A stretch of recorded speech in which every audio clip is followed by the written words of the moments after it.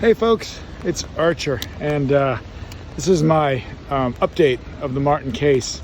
So it was 2 weeks ago today that part of the car came up, and so yeah, not a lot happened since then, right? I mean, it hasn't been much in the news, but I'm definitely going to follow up with you to tell you what I know about, and then today I brought you out to the locks, so I'll give you a little bit of a tour. So. This is the Cascade locks. It's the former navigation locks, and so this is where steamboats used to come through here, because the river is much bigger on the other side of this island, but it was all a giant waterfall called the Cascades, and that's where the Cascades Mountains gets their name, was the Cascades. It's a huge set of waterfalls that goes for a couple miles, just tumbling down, and so ships couldn't go through that. So they built this. So this was all one piece of land before, and this is the remnants of a big landslide, and they just chopped this canal right through. So this is all hand-carved basalt rock.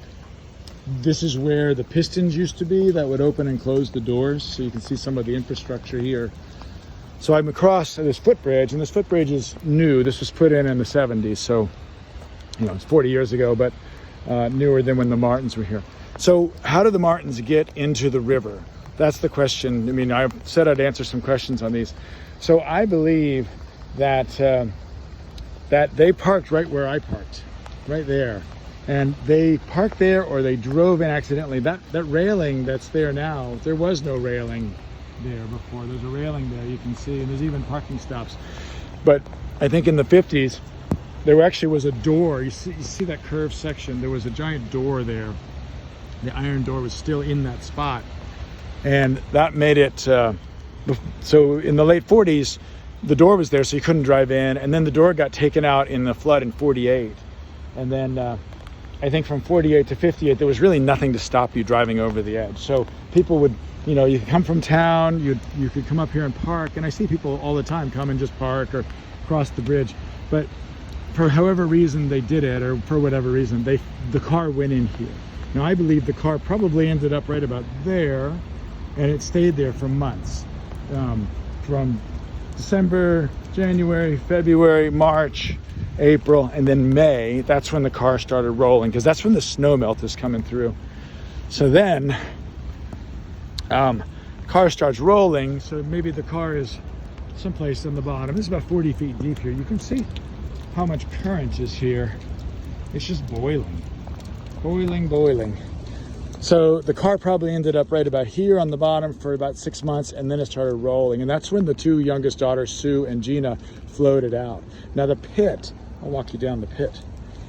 So there's the original stone steps that were carved in the 1880s. This is concrete. This was added to raise the level, because the whole level of the lake went up when they built the Bonneville Dam. So it's really cold and rainy today. Welcome to Oregon in the winter. But yeah, they added 5 feet because the water level went up, and they wanted to, make it so this didn't overflow. So the pit is down here at the end where we're walking to. What else? Let me tell you. Oh, I've got other big news while I'm walking down here. I'm having a show, a dramatic kind of interpretation of my search. So, the 7 years that I did this, I'm doing a show at the Columbia Center for the Arts, which is in Hood River. It's an hour long. It's with live music. It's a dramatic kind of retelling of different chapters of that. I've written, I think, a pretty good script. So that'll be April 16th. And but it's not just in person. There's also live stream tickets available. And it's a fundraiser, too, for a local nonprofit, the Gorge Rebuild It Center. So, if you're interested at all in this, if you love the Martin mystery, if you love my story, it's a great way to tie in. It's going to be at 7:30 at night, Pacific Coast time, and it will be, it'll be great. It'll be live in person, and then we'll have a live stream version. You can get tickets for either one. There's a link on my page here. Okay, so now, this water is, well, in the summertime, this is covered. So here we are. This is the pit, and you would never know it's a pit. Look at this. Imagine diving in this. It's kind of shitty. It's kind of sucky. So the pit is, there's a wall. I'll zoom out here. there's a curved wall that goes from here, curves up and goes back this way. And that's where the Martin car was. It's right about there if I were to shoot straight down. So it's 60 feet down. And so the car went in off that high place, just where on the other side of where the bridge is there. It went into the water, started rolling in May, the bodies floated out, and it ended up boom, boom, boom, and then falling into the pit and being stopped. So you can see there's fishing nets. I don't know if you can see that. There's some buoys out there. There's a lot of fishing, salmon, a lot of indigenous fishermen here getting a lot of fish out of the river. So it's a cool place. It's a dangerous place. You can see just here's some boiling, how much current there is. I don't know if you can see this. Yeah, the water. So this is the hinge of the door. The iron doors that weighed 500,000 pounds. That's the hinge of it right there. Used to go across and they would close. The curve here is the door cove, so it would keep the doors from getting hit by one of the steamships. So this is where the doors would go. And so then when they would close, they would make a semicircle to stop the force of the river. So remember, the river goes around here too. It's not stopping the whole river. This is just for the canal. So they would stop this. The water would be still. They could raise or lower the water to get the steamboat at whatever they wanted for either going downriver or going upriver. So there's a little more of the old. This is the old level of the locks. This is where the piston that would open and close the door was. It was a huge pneumatic or hydraulic powered piston. And I don't know if you can see, there's some mountains in the distance. That's where the hydraulic power would come from, is there's a creek. They actually caught that whole creek and they were able to get like 500 PSI of water based on capturing that creek to move all the stuff. Okay, what else? So I told you about my show. Still no news about things going forward with the car. There might not be any news for a while about that. We're working on the book. It's making good progress with that. It looks like it's going to be about 350 pages is what we're hoping. A lot of illustrations, a real definitive thing. Yeah, what else? What questions do you guys have for me? Would love to keep engaging with this. And I know there's a lot of quiet right now. It was for a hot second, I was like on the phone with the New York Times. And I'm like, the Oregonian, Miami Herald. There was like all these people wanted it.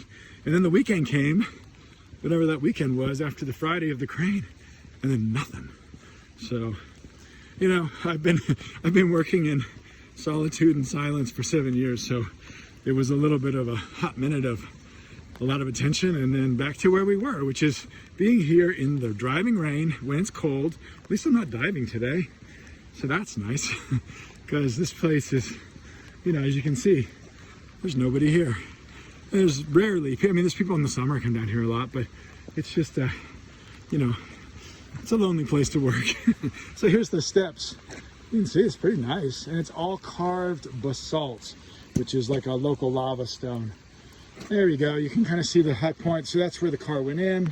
Boom, sunk in. They died here, someplace right in here. And then the car starts rolling all the way down to the pit. And that's where the crane was. There's a bridge in the distance. I don't know if you can see that. That's called the Bridge of the Gods. Well, that's a bridge. This whole place was called the Bridge of the Gods because of a landslide. But that's, people call that the Bridge of the Gods, but that's not actually it. Okay.